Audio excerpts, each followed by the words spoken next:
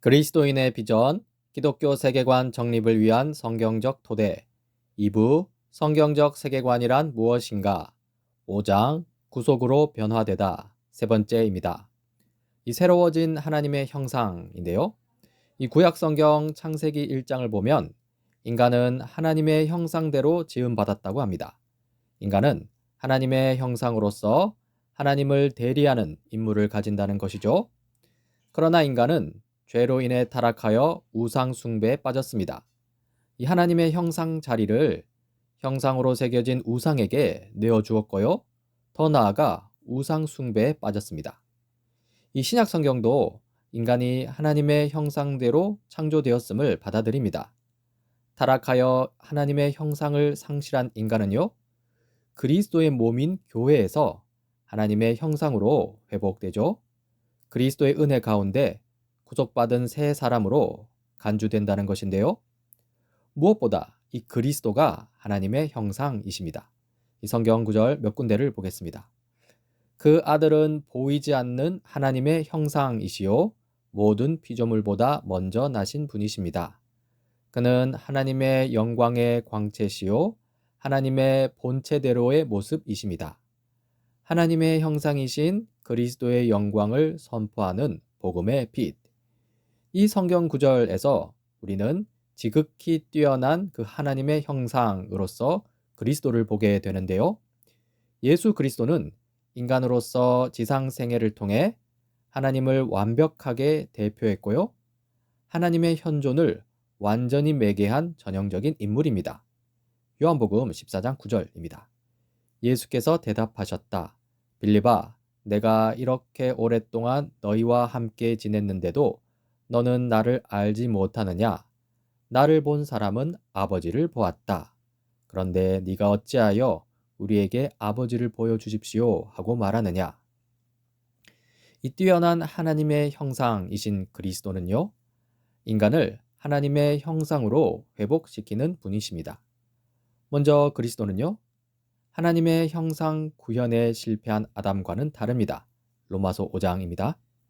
한 사람 아담의 범죄 행위 때문에 모든 사람이 유죄 판결을 받았는데 이제는 한 사람 그리스도의 의로운 행위 때문에 모든 사람이 의롭다는 인정을 받아서 생명을 얻게 되었습니다. 이 아담이 하나님께 불순종해서 죄를 세상에 들여왔고요. 그렇게 해서 모든 인류에게 죄를 퍼뜨렸습니다. 하지만 그리스도는 완전한 순종으로 구원을 가져왔고요. 그렇게 해서 지금 그리스도를 믿는 모든 자에게 구원을 베푸십니다. 여기서 구원이란 인간이 하나님의 형상을 회복한다는 것을 포함하는 개념이겠죠? 실로 그리스도인은 그리스도를 통해 하나님의 형상을 회복하게 됩니다. 고린도전서 15장 49절입니다. 흙으로 빚은 그 사람 아담의 형상을 우리가 입은 것과 같이 우리는 또한 하늘에 속한 그분 그리스도의 형상을 입을 것입니다. 이 그리스도인들이 아담의 모습으로 태어나서 하나님의 형상을 삶에서 드러내지 못하고 있지만요. 언젠가 우리 그리스도인은요. 그리스도의 모습을 하고서 우리를 지으신 하나님의 형상을 다시 드러낼 것입니다. 이 하나님 형상의 현재와 미래라고 했는데요. 먼저 하나님 나라의 미래성 안에서 하나님의 형상을 해석해 볼 수 있습니다. 요한일서 3장 2절입니다. 사랑하는 여러분, 이제 우리는 하나님의 자녀입니다. 앞으로 우리가 어떻게 될지는 아직 밝혀지지 않았습니다만 그리스도께서 나타나시면 우리도 그와 같이 될 것임을 압니다. 그때 우리가 그를 참 모습대로 뵙게 될 것이기 때문입니다. 이 마지막 날, 곧 그리스도께서 다시 돌아오셔서 하나님 나라를 완성하실 때 우리가 그리스도의 형상이 될 것임을 약속하시는 것이죠. 또 하나님의 형상은 이 하나님 나라의 현재성과도 연관이 있습니다. 이 하나님 형상의 회복은요, 우리의 성화, 그리스도 안에 있는 우리의 성숙이라는 현재적 실제이기도 하다는 것입니다. 우리의 정체성은요, 교회의 머리이신 그리스도를 표준이요 기준으로 두면서 현재의 삶에서 하나님의 다스림을 드러내는 하나님의 형상이라는 것입니다. 또 우리의 사명은요, 교회요 그리스도의 몸인 우리는 지금 여기에서 우리 주 그리스도의 생명과 현존을 가시적으로 드러내야 한다는 것입니다. 여기서 우리는 새롭게 하시는 성령을 살펴봐야 합니다. 이 성령과 그리스도의 현존이라고 했는데요. 이 그리스도는 어떻게 교회 안에 현존하시는가? 라는 질문에 대해서 그리스도는 우리 안에 거하시는 성령님을 통해 그리스도의 교회 안에 현존하신다고 답할 수 있습니다. 즉, 그리스도는요, 교회의 머리시고요, 교회는요, 그리스도의 몸입니다. 또한 그리스도는 어떻게 세상 안에 현존하시는가? 라는 질문도 나오는데요. 그리스도는 그리스도의 몸인 교회를 통해 이 땅에 현존하신다고 답할 수 있습니다. 이렇듯 성령이 중요합니다. 그리스도인은요, 성령을 통해 하나님의 형상을 회복하게 됩니다. 예수 그리스도의 승천 이후 예수 그리스도는 성령을 통해 교회와 세상에 현존하시고요. 이 성령님은, 즉 성령을 통해 그리스도는 교회를 이루는 우리를 하나님의 형상으로 변화시키십니다. 세상 속 참된 그리스도인으로 살도록 우리를 하나님의 형상으로 변화시키십니다. 이 성령과 관련하여 오순절 성령 강림 사건을 살펴봐야 합니다. 이 오순절 성령 강림 사건은 구속사에서 중요한 새로운 장을 엽니다. 이 새 언약의 시대가 시작되었음을 선언하는 사건이죠. 여기서 언약과 성령의 관계를 좀 보자면요. 옛 언약 아래에서 이 하나님의 영 곧 성령은요, 그저 간헐적으로, 그것도 이스라엘에 선택된 이 지도자들과 관련해서만 언급되었습니다. 하지만 새 언약 아래에서 하나님의 영 곧 성령은요, 믿는 모든 이에게 부어집니다. 이 성령을 통해 성전을 볼 수도 있습니다. 이 옛 언약 아래에서는요, 이 하나님의 구속적 거처가 성막과 성전으로 국한되었습니다.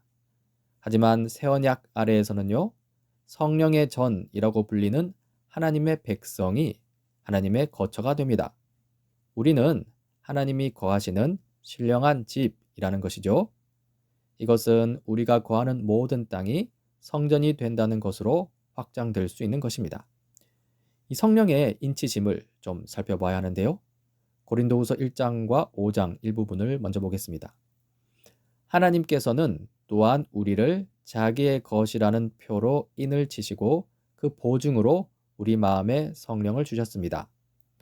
땅에 있는 우리의 장막집이 무너지면 하나님께서 지으신 집, 곧 사람의 손으로 지은 것이 아니라 하늘에 있는 영원한 집이 우리에게 있는 줄 압니다. 이런 일을 우리에게 이루어 주시고 그 보증으로 성령을 우리에게 주신 분은 하나님이십니다. 이 성령은요, 미래에 있을 우리의 상속과 영광에 대한 보증을 위해 주어졌습니다. 하나님이 우리와 함께 거하시면서 우리를 변화시키심으로 인해서요, 우리는 미래의 하나님 나라, 즉 하나님이 이루실 우주적 구속 안에 우리의 분깃이 있으리라 확신하는 것이죠. 이러한 성령의 사역은 포괄적입니다. 먼저 성경 몇 군데에 나타난 이 바울의 기도를 보겠습니다. 우리 주 예수 그리스도의 하나님이신 영광의 아버지께서 지혜와 계시의 영, 곧 성령을 여러분에게 주셔서 하나님을 알게 하기를 바랍니다. 그러므로 우리가 여러분의 소식을 들은 그날부터 우리도 여러분을 위하여 쉬지 않고 기도합니다. 우리는 하나님께서 여러분에게 모든 신령한 지혜와 총명으로 하나님의 뜻을 아는 지식을 채워주시기를 빕니다. 여러분이 주님께 합당하게 살아감으로써 모든 일에서 그분을 기쁘게 해드리고 모든 선한 일에서 열매를 맺고 하나님을 점점 더 알기를 바랍니다. 이 하나님의 뜻을 분별하면서 모든 일에서 순종의 삶을 살 지혜를 이 성령께서 교회에게 주시기를 간구하죠. 이러한 바울의 기도가 미치는 영역은요, 포괄적입니다. 우리는 영적으로 건전한 이 바울의 기도를 삶의 좁은 영역으로 제한해서는 안 됩니다. 가령 교회와 관련된 일에만 신령함을 추구한다든지 해서는 안 된다는 것이죠. 이 바울의 기도에 따라 우리가 신령하게 된다는 것은요, 하나님 앞에서 우리의 삶 전체가 새롭게 됨을 의미합니다. 우리는 우리의 문화생활 전 영역에서 성령의 음성에 주의하며 지혜롭게 살아야 하고요. 그렇게 함으로써 우리는 하나님의 의로운 통치에 순응하기 시작한다는 것입니다. 이제 율법과 성령의 관계를 보려고 하는데요. 이 언약에서의 율법이죠. 이 성령이 보편적으로 주어지지 않았던 옛 언약 아래에서 하나님은 백성에게 자세한 언약의 율법을 주셨습니다. 이 바울의 말로 하면 이 옛 언약에서의 율법은요, 그리스도에게로 이끄는 초등교사, 이 죄의 교사입니다. 갈라디아서 3장 24절입니다. 그래서 율법은 그리스도께서 오실 때까지 우리에게 초등교사 역할을 하였습니다. 그것은 우리로 하여금 믿음으로 의롭다고 하심을 받게 하시려는 것입니다.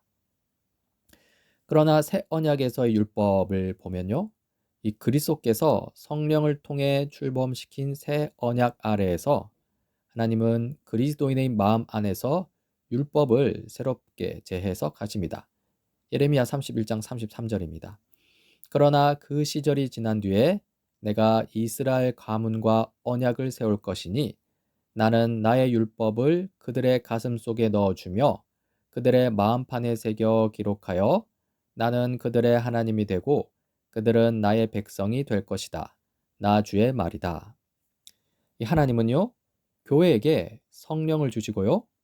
그렇게 해서 교회를, 이 우리를 다시 하나님이 창조하신 모든 세계의 표준이 되는 하나님의 뜻에 맞춰 살게 하십니다. 그리고 또 성령을 통해 성경을 주셨죠. 디모데후서 3장 16절 17절입니다. 모든 성경은 하나님의 영감으로 된 것으로서 교훈과 책망과 바르게 함과 의로 교육하기에 유익합니다. 성경은 하나님의 사람을 유능하게 하고 그에게 온갖 선한 일을 할 수 있게 하는 것입니다. 이제 성령과 성경의 관계를 봐야 하는데요. 이 그리스도인은 이 성령의 인도 아래 율법을 새롭게 적용합니다. 우리가 아무리 상상력을 동원하더라도 바른 삶을 위한 지침들은 우리가 직면하는 삶의 모든 상황을 다 다루지는 못합니다. 대신 이 율법이 내주하시는 성령에 의해 우리의 마음에 기록되었습니다. 따라서 율법을 해석해서 우리의 생활에 적용시켜야 할 책임이 우리에게 있다는 것이죠.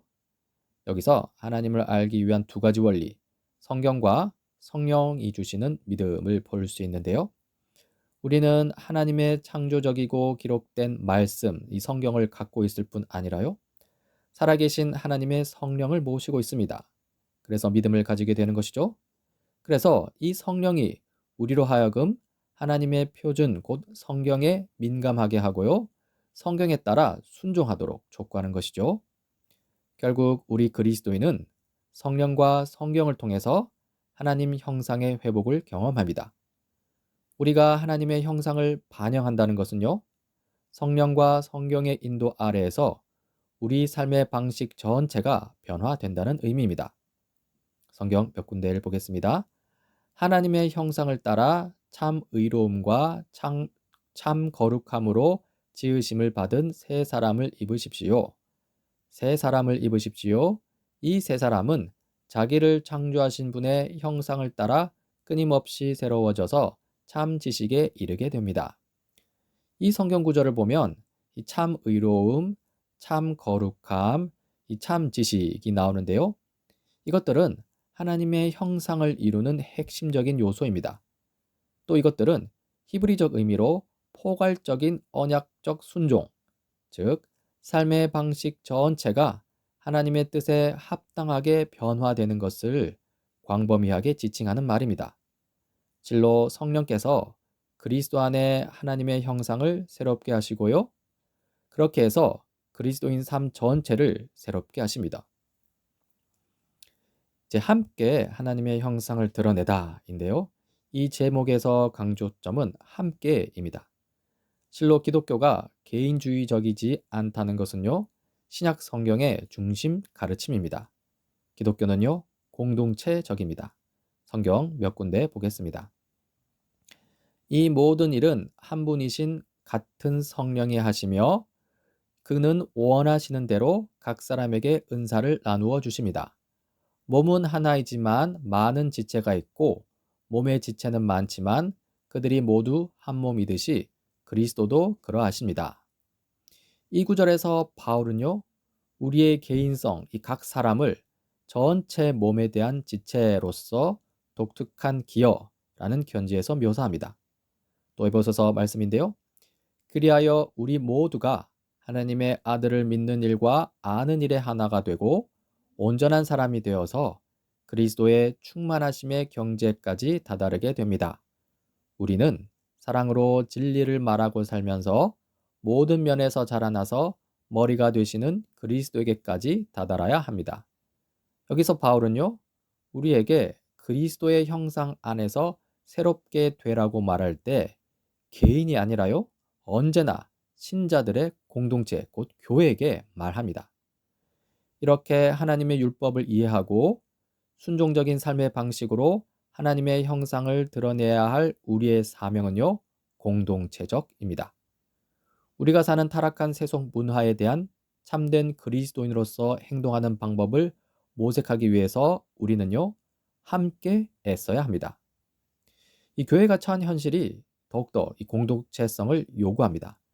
이 산적해 있는 우리의 문제들을 보면요, 이렇습니다.